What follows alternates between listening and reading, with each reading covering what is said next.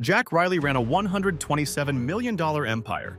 At 2:14 a.m., Jack Riley lost everything. Stacks of cash everywhere. Stupid, loud stacks. Stacks that bought cars, applause, and silence. Jack Riley's mansion, all the chandeliers, none of the voices, big rooms that echo like promises. Red and blue, sirens paint the pool. The playlist is a siren now. On the marble, one overturned glass. A tiny, ridiculous detail. Drama, but small. Jack Riley thought money made him invisible. Money did not. This is the exact night that erased Jack Riley. This is Jack Riley's story in 3 acts. The rise, the peak, the night that erased it all, and what came after. First, Jack Riley starts small. Second, Jack Riley gets very loud. Third, Jack Riley crashes. Simple math, messy people. Meet the cast. Jack Riley, the founder, the face, the one who smiled and made deals. Marco Dominguez, lieutenant, friend, soon the one who wanted more. Detective Lucas Barrett, patient, steady, the kind of cop who keeps showing up. Maya Torres, neighbor, mother, the voice that counts the cost in baby steps. And Judge Evelyn Hale, who will read the ledger and the lives it touched. Jack Riley's wardrobe budget could buy my first car. Jack Riley loved things. Jack Riley learned too late who loved Jack Riley. This is not a how-to. This is a look. Names, faces, consequences. Next, how Jack Riley climbed and who put the ladder in place. Jack Riley grew up in a block that learned to hush itself. Jack Riley learned quickly how to read a room, how to sell a smile, how to make a stranger trust a name. Jack Riley wanted respect more than advice. He spent nights trading small bets and mornings fixing the rent shortfall. One risky, ridiculous bet changed everything. Not because Jack Riley was clever, but because Jack Riley refused to stop. Jack Riley loved the idea of change more than the work of it. The blazer looked right. The watch chimed like applause. He kept leaning. Jack Riley did not build a castle in a day. He built a system. A front here, a handshake there. Jack Riley learned lawyer's language, charity talk, and how to smile in front of cameras. Jack Riley learned how to make people feel useful. This is not a manual, this is pattern recognition. What if Jack Riley had used this brain in a classroom or a hospital or an honest startup? What if Jack Riley had been paid for brilliance instead of fear?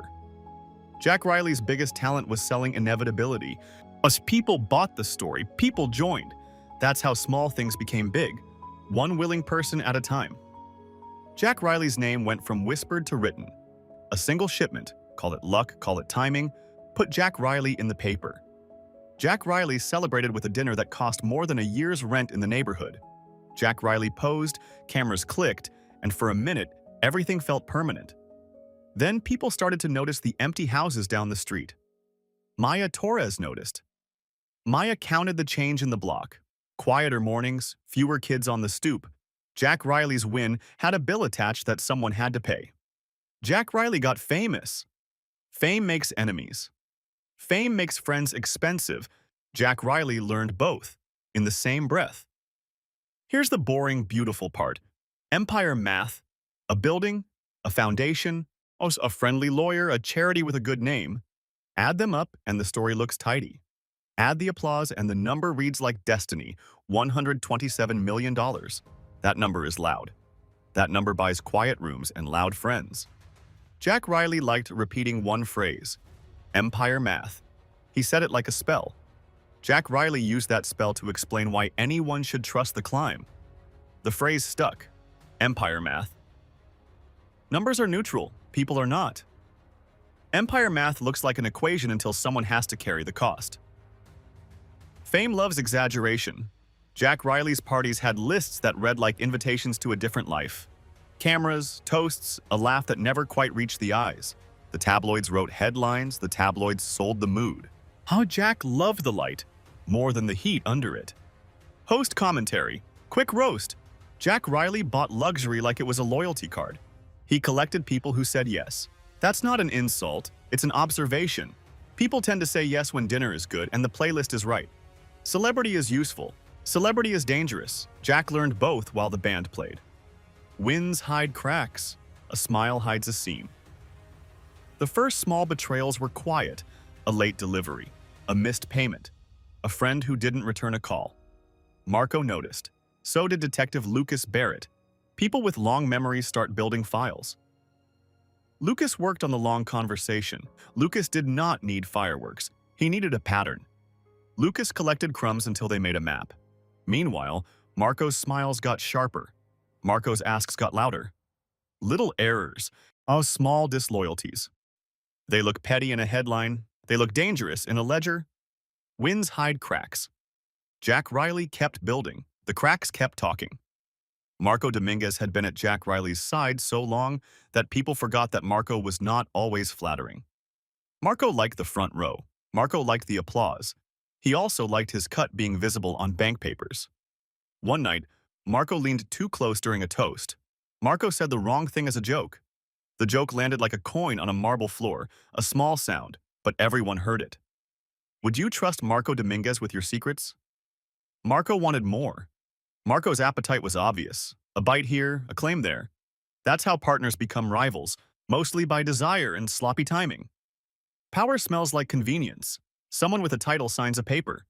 Someone else looks the other way. Nobody shouts, nobody fireworks. Deals that feel small stack into a roof over a complicated house. Maya Torres watched the block like she counted Sundays. Maya noticed stores closing earlier. Maya watched the corner kids grow wary. The deals were distant, the results were not. Corruption rarely shouts. It weeds. It changes which gardens get water. The garden near Maya got less. Detective Lucas Barrett did not dramatize. She made lists. She tracked patterns. Lucas had no interest in the spotlight. He wanted the ledger to make sense. People who think patience is boring have never seen a case built patiently. Lucas found anomalies, payments that didn't match invoices, a title that moved in the night. Lucas did not tell the city. Lucas told the file. Lucas waited for the pattern to say what the rumor would not. If Detective Lucas Barrett had her chance, would Jack Riley be stopped? Comment below. Pressure builds. Someone blinks. Marco's asks get louder. Lucas's file gets thicker. The room tilts, not with fireworks, with small, decisive movements. Pressure builds. Someone blinks. At 10 p.m., the house is loud with voices that mean less than the bills. The music softens. A phone rings in a kitchen no one will admit to answering at 2 a.m. A gate clicks. A light cuts the driveway in half. The clink of glass, the hush of people who think the party will protect them. A single phone call, short, sharp, and someone decides to leave the ballroom. That small movement has geometry. It changes who is where at 2:14 a.m. Marco Dominguez moves with the confidence of someone who has thought the room his for years. Marco steps into a doorway. He leans in and says something measured. Jack hears. Jack freezes for a microsecond. That microsecond is the size of decisions. The words are small. The meaning is not. A hand shifts. A phone changes pockets. Marco wanted leverage. He chose a night when people were warm and tired. Betrayal in a room usually looks like a whisper and a new balance of fear. Someone texts. Someone else reads. The line between loyalty and ledger thins. The night tilts, not with noise, but with choices. Detective Lucas Barrett's team had patience. Lucas's patience turned into paperwork, then into warrants. At 1:42 a.m., a squad car slows by the gate. The sound is crisp in the quiet. Boots, a clipped command, a key in a lock. They move with orders, not spectacle. They do not run. They do not shout. They read a warrant, and they ask for hands where hands are visible. The mansion empties of people in the way competent teams evacuate rooms. Calm, controlled, precise. Officers take inventory. A clerk stamps. Computers freeze assets. A seal goes across a safe. The state does not need fireworks to stop an empire. It needs the right papers and the right timing. By dawn, the math changed. Accounts that felt infinite blinked into holds. Lawyers rearranged faces at a table. Tabloid phones lit up. Arrests, a few, precise, and the public learned what the neighborhood already felt. The price had been paid by other people. Marco's status shifted too. Marco found new balances to negotiate. Some doors closed, some files opened. The empire's arithmetic looked different in a courthouse light. Public scandal is immediate. Rehabilitation is slow. For Jack Riley, a life measured in big purchases suddenly had time to be measured in hearings. By dawn, the math changed. Morning brings paper, paper brings forms, and forms make consequences official. A few arrests, precise, clinical, and a stack of filings that read like a different language. The courtroom lights are less glamorous than the party lights, but they last longer. Marco's fate splits from Jackson paperwork. Marco negotiates. Marco signs. Marco reads the room like everyone else does now, with a ledger. Judge Evelyn Hale presides. Steady hands, a robe that suggests procedure over performance. The judge does not perform, the judge reads. Records show seizures, a freeze on accounts, and motions filed by lawyers who used to dine at the same table. The public reads headlines. The neighborhoods read the silence. The legal system moves in its own tempo, not fast, but irreversible. Jack's headlines do not heal the block. Maya Torres counts what the papers don't. Missed rent, missed school lunches, the quiet that replaces play. Recovery is not a headline. Recovery is a neighbor learning to trust morning again. Maya speaks softly. She describes how people who once paid for a roof now look for food drives. Maya volunteers at a local center.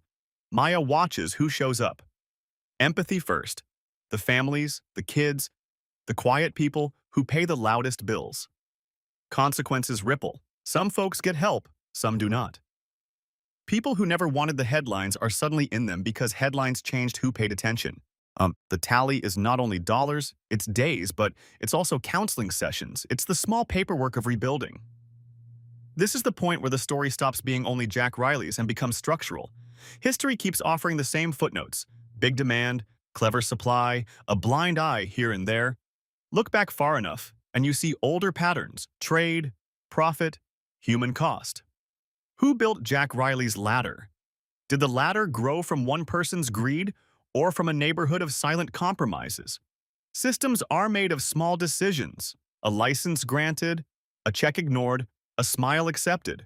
Responsibility is rarely a single name. Quick, crisp analysis. Individual choices mattered. So did institutional choices. When people ask who's to blame, the honest answer is messy. Blame is a debate. Prevention is a plan. Share your take. Vote in the poll. Speak for the people the papers missed. The story started with a number: $127 million. It ended with a different number, the number of people left cleaning up the silence. 3 quick takeaways. First, empire math fails when trust fails. Jack Riley built a system that looked perfect on paper. The moment trust cracked, the whole equation collapsed. Second, money cannot erase cost. Jack bought rooms, parties, headlines, but the bill always arrives somewhere. Third, communities pay for empires. Maya Torres and the Zlock understood the price long before the newspapers printed it. And just to keep things human for a second, Jack Riley lost a $127 million empire. Jack Riley still couldn't find a decent accountant. Now the question that people still argue about: was Jack Riley betrayed or set up? Was Marco Dominguez protecting himself? Was Detective Lucas Barrett simply patient enough to let the truth walk into the room? Vote in the poll. Argue in the comments. Let's hear what you think. Because the story doesn't really end here. If you enjoy deep stories like this, real consequences, real people, real patterns, subscribe and stick around. And if you want a quick version of tonight's story, check the shorts on this channel: The Moment the Empire Fell, and The Phone Call That Started the Night.